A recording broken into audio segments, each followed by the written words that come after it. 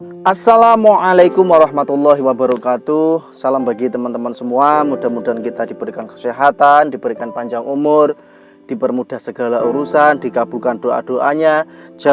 Dan jangan lupa selalu bersyukur ya. Pada kesempatan ini saya ingin memberikan sedikit penjelasan dari video saya sebelumnya, yaitu syarat izin poligami. Perlu teman-teman ketahui bahwa siapapun yang ingin beristri lebih dari satu, maka wajib mengajukan permohonan izin ke pengadilan agama. Apabila hal demikian tidak dilaksanakan, maka sangat berisiko pernikahannya ya. Sangat berisiko. Dampak-dampaknya itu banyak sekali nantinya. Untuk itu bagi teman-teman yang ingin beristri lebih dari satu, saya sarankan untuk mengajukan permohonan izin poligami ke pengadilan agama, khusus bagi yang beragama muslim ya. Adapun syarat-syaratnya sudah saya sampaikan di video saya sebelumnya. Pada kesempatan ini saya ingin menyampaikan bahwa alasan poligami yang dapat diterima dan diizinkan di pengadilan agama. Tentunya semua perkara gugatan maupun permohonan yang diajukan di pengadilan agama pasti diterima. Namun diterima belum tentu dikabulkan, belum tentu diizinkan ya teman-teman ya.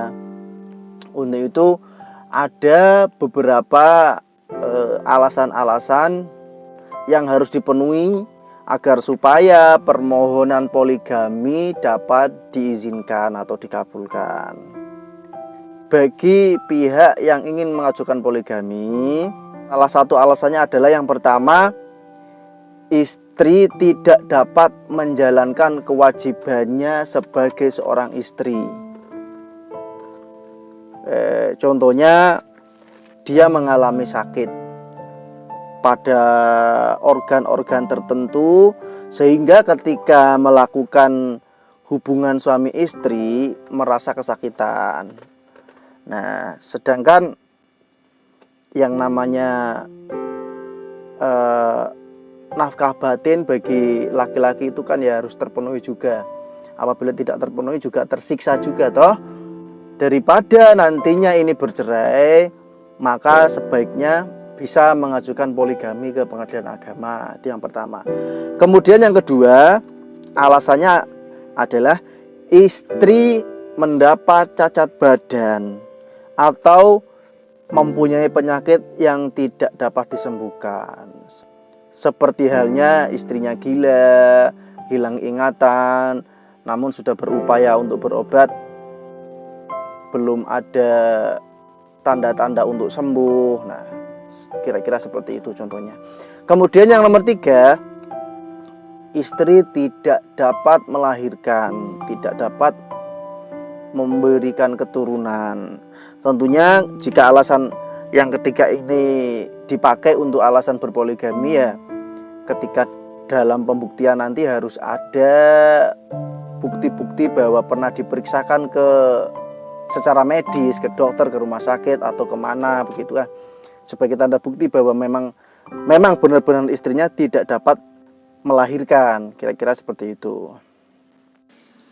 Alasan-alasan tersebut telah diatur sebagaimana di dalam Peraturan Pemerintah Nomor 9 Tahun 975 Pasal 41A, Kompilasi Hukum Islam Pasal 57, dan Undang-Undang Nomor 1 Tahun 974 tentang perkawinan di dalam Pasal 4 Ayat 2. Namun tidak hanya itu saja.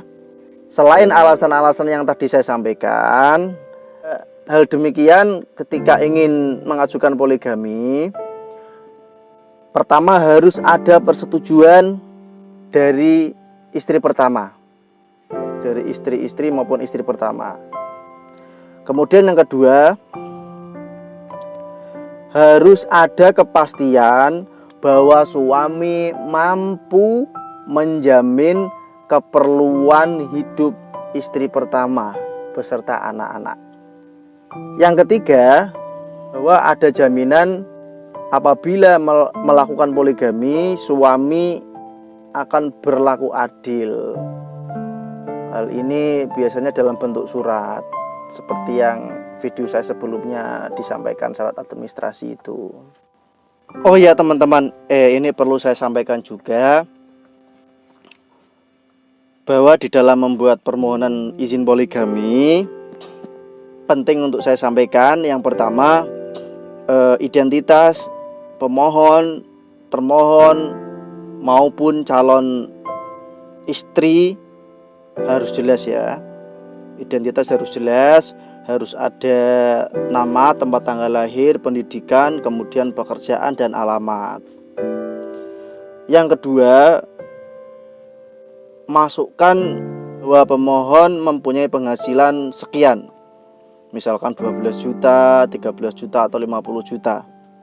Karena itu nanti untuk pertimbangan hakim juga, agar supaya permohonan poligaminya dikabulkan. Sebab sepertinya tidak mungkin juga apabila slip gaji tidak dicantumkan, permohonan izin poligaminya dikabulkan. Logikanya kan bagaimana dapat berlaku adil sedangkan pendapatan setiap bulan saja tidak jelas. Tapi itu sudah ranah hakim ya. Terus kemudian yang ketiga,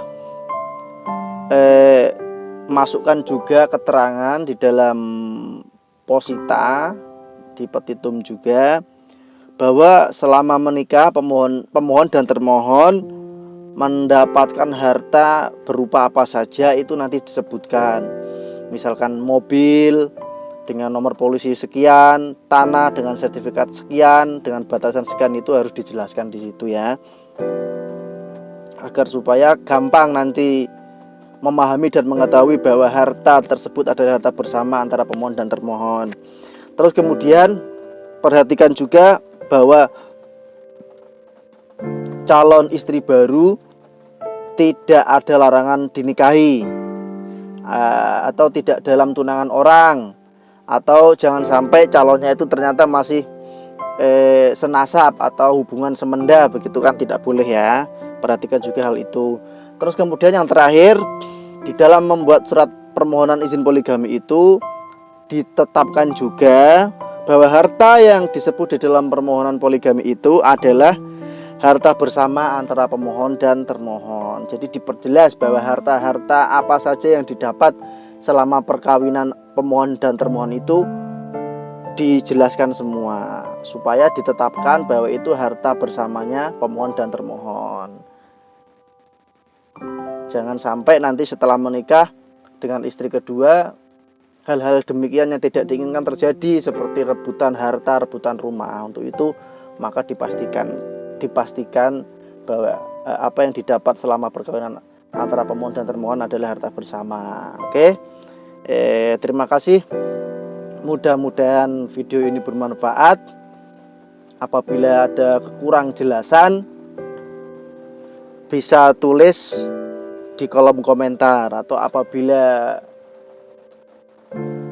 ada yang ingin dikonsultasikan seputar hukum keluarga, silakan buka channel YouTube saya, buka profil saya, di situ ada nomor HP. Terima kasih. Wabillahi taufiq wal hidayah. Wassalamualaikum warahmatullahi wabarakatuh.